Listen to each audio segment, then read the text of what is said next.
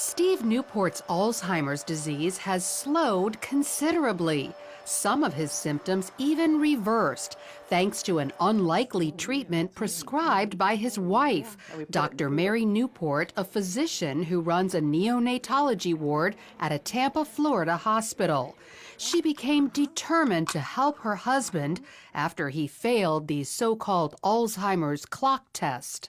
He drew a few little circles and several numbers, just in a very random pattern, didn't really look anything like a clock.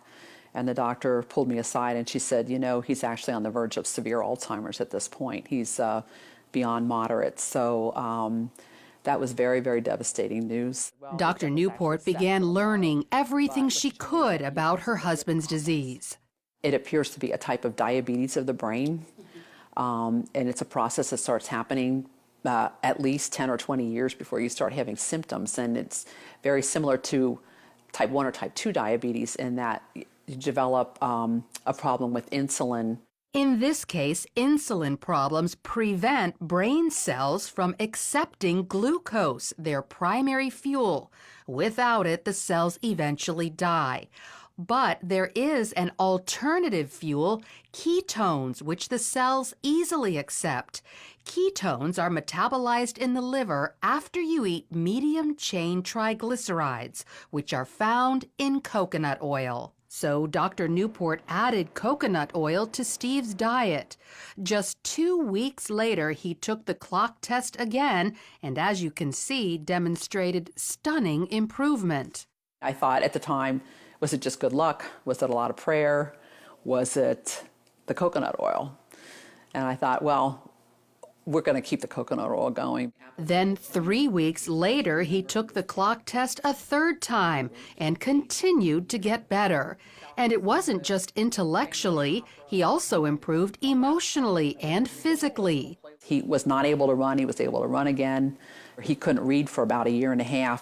But after somewhere around 2 or 3 months, he was able to read. Instead of being very sluggish, not talking very much in the morning, he would come out, you know, with energy and talkative and joking, and he could find his water and his utensils.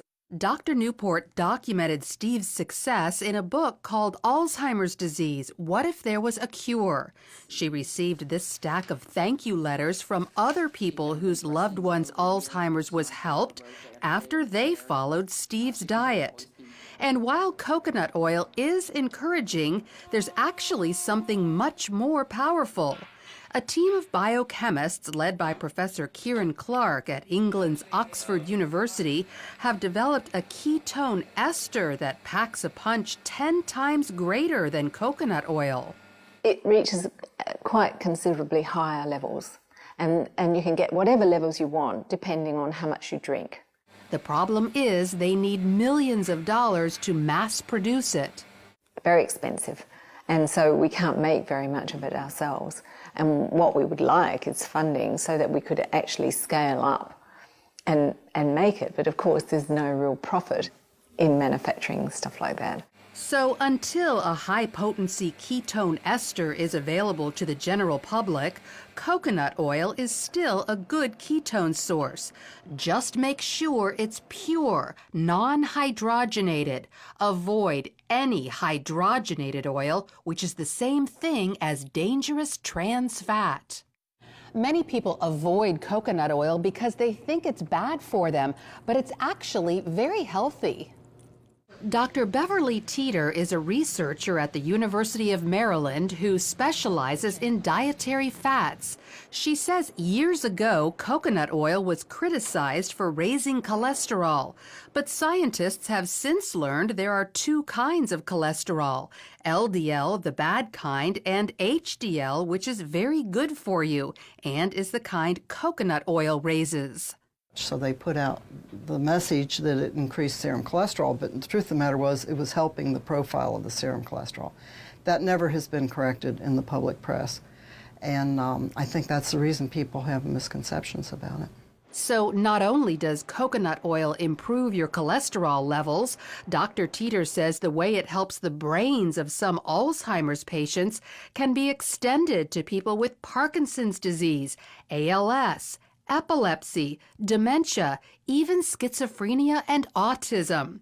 And one more thing, coconut oil is a natural antibiotic that also helps kill viruses like HIV and herpes viruses. But the coconut oil tends to keep the bacteria down so that if you're assaulted with the virus, your immune system can concentrate on the virus. It doesn't have to concentrate on 27 other bacteria that you may have been exposed to that day.